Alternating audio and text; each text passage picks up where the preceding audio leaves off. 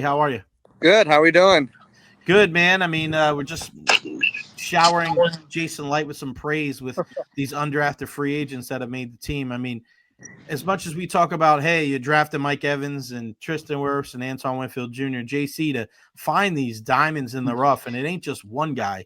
It just speaks volumes to Jason Light and his staff.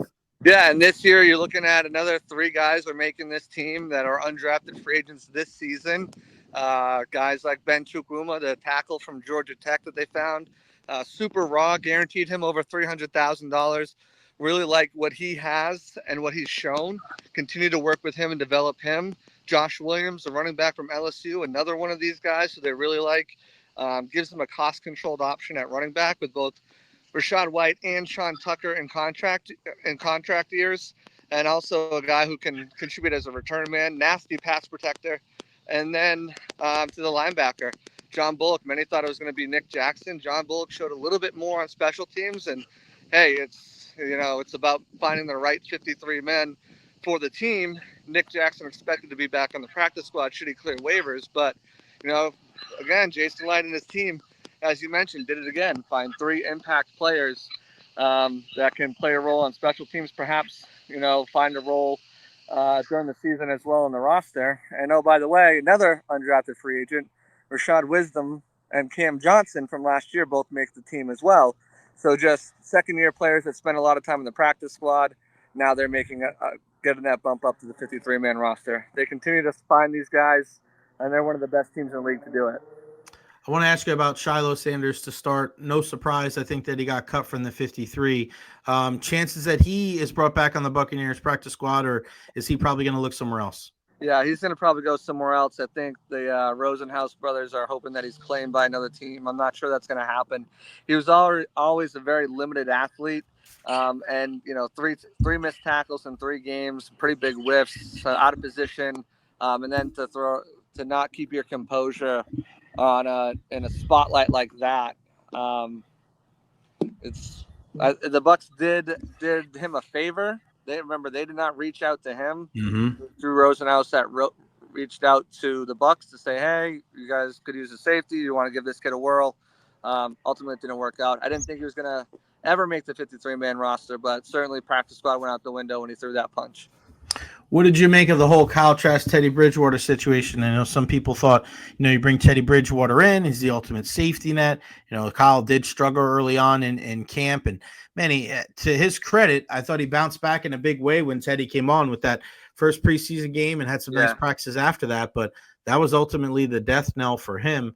He didn't play poorly in the third game either. I thought he had some nice throws, but it's just the writing's on the wall when you bring in a guy with the pedigree of Teddy Bridgewater. Knowing that he's got the experience and he's got that leadership capability, but surprised at all that they didn't keep 3 quarterbacks and that Kyle Trask is on the outside now?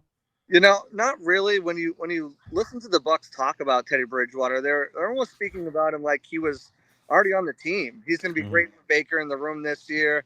And that's when you thought, okay, so he's going to go in the practice squad, right? That's when everyone kind of pivoted to thinking Trask wasn't here to compete, or Bridgewater wasn't here to compete necessarily, but here to kind of be that third guy in the room, a la John Wolford was for and Blaine Gabbert, kind of some of those guys, Ryan Griff, that third quarterback to be that extra eyes and ears in the room, especially with his experience. As we got closer, that kind of shifted, and Bowles was kind of non-committal and almost went out of their way not to praise some of the things that Trask was doing. So the writing was on the wall, and I think if you go back and listen to those press conferences, Jason Light came out to have a press conference when Teddy Bridgewater was being signed. Usually that doesn't happen with just normal. It didn't happen for Julio Jones, when he was signed. Didn't happen for some of these other people. So you knew it was kind of a big deal, and you knew the history too.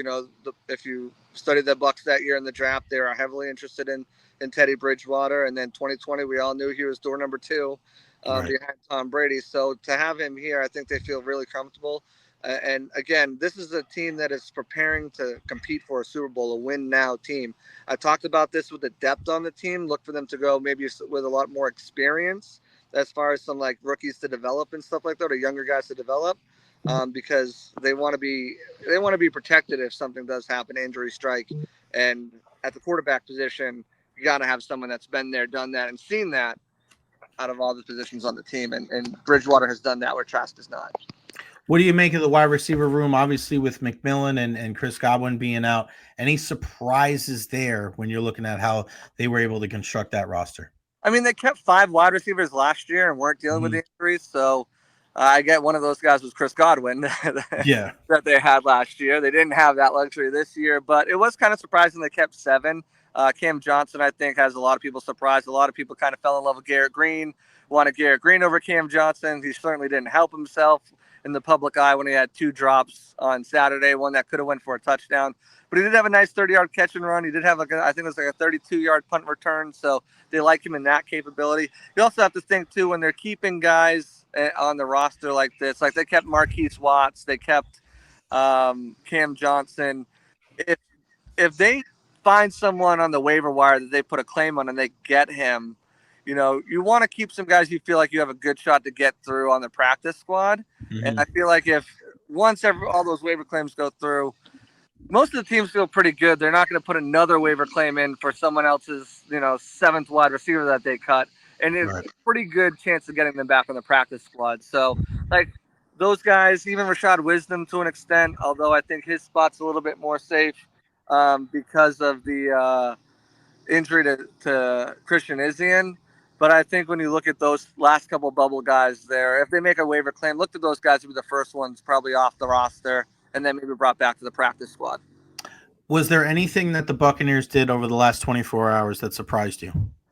A few things. I would say the NFI decisions with Anthony Walker and Desmond Watson, those both were one for non-football illness, one for football injury. I thought you could both have those guys just keep them right into the regular season, and they missed the first 4 weeks, and you can continue to work with Desmond Watson in that sense.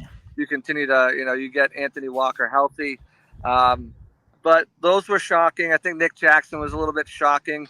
When you look at it further through a microscope, you see, they kept a better special teamer more than the upside. They hope to have him back. Both Walker and Jackson's locker were both intact, which was interesting, I thought. There's 90 guys in the locker room, and then once they start to make cuts, Kyle Trask's locker is emptied. Right. For perspective there, Connor Baselick's locker is not. So you kind of get a hint of who they would like to bring back. It doesn't always work like that. Waiver claims and other opportunities elsewhere. But those two were pretty surprising, I would say. Bryce Hall, another one that was pretty surprising as well. But again, locker intact. So hopefully, the hope is that those guys can come back. The whole Desmond Watson thing is kind of crazy. I mean, we've been discussing this guy for a couple months, and obviously he's got the ties to Florida, so there's a lot more vested interest into the kid. But Right. After that first day, JC, where we saw him walking around the practice field barefoot, like he was literally just standing around pretty much every single day. Right. And I wonder, and I know, is Todd Bowles just being nice? I feel like Todd Bowles is just being nice. He's like, yeah, we're going to keep the door open because, this guy's not helping himself, JC. If he was, they wasted 2 roster spots on being nice this summer, with Desmond Watson taking one of them up and Shiloh Sanders taking the other one up, doing, Rosenhaus and Dion a favor there with the Shiloh signing. So if that's the case, then they did that. But hey, camp bodies are camp bodies, right? I mean, they signed one dude, Trey Avery. He came in less than 24 hours notice, had 6 tackles. So you got to take those opportunities when you get them. But yeah, at one point it did kind of seem, what are we doing here? If he's going to be out here and practicing, like what benefit is he getting from Watt taking mental reps right now, especially if he's so far away from hitting the field? Wouldn't that time be spent, better doing cardio and doing stuff? I don't know. With the Desmond Watson, we'll see. He kind of left the door open again after saying we've got a plan for him, and then the plan turned out to be him not being on the team. It was a little shocking because I thought they had that avenue where they didn't have to pay him on the NFI list either. But, he said it best today. He can't make the club from the tub, and he couldn't get down. He had 121 days to get down to a certain date that they targeted. He couldn't do it. It's as much on the player as it is on the team for, not maybe having a better plan for him. But it's done and gone, and he'll be a memory.